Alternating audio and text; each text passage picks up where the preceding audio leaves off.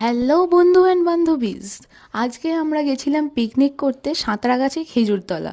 জলখাবারে ছিল লুচি, ঘুগনি আর মোয়া।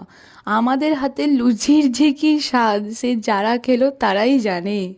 তারপর সব বড় বড় নামি দামি হালুইকারদের সমন্বয়ে দুপুরের রান্না শুরু হলো। এটা ফ্রাইড রাইসের ভাজাটা হচ্ছিল, আর সাথে ছিল চিকেন কষা, চাটনি, পাঁপড়, মিষ্টি। এদিকে আমরা পিকনিকের মহামূল্যবান কাজ নাচানাচি সেটাই করছিলাম।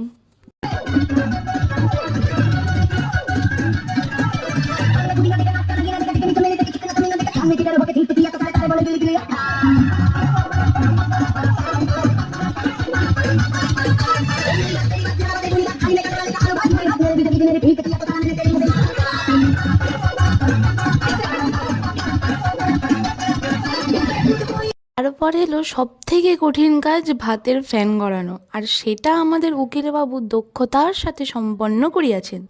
তারপর রাইসটা সাজানো হচ্ছিল।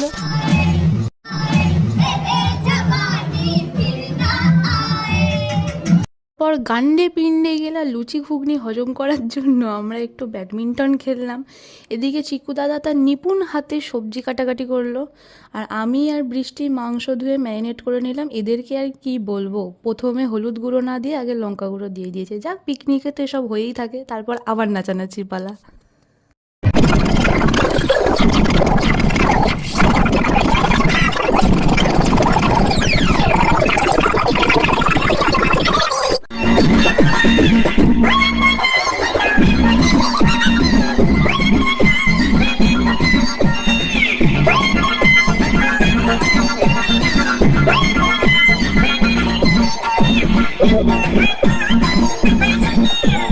হ্যাঁ, এখানে ডলি চায়ওয়ালাকে কে ডাকলো? না না, এ তো আমাদের শিক্ষক মহাশয়। যাই হোক, তো চিকেনের মশলা কষালাম সবাই একবার করে। অবশেষে আমাদের অতি কাঙ্ক্ষিত মধ্যাহ্নভোজ কমপ্লিট হলো, এবং সন্ধেতে পকোড়া আর কফির আয়োজন ছিল।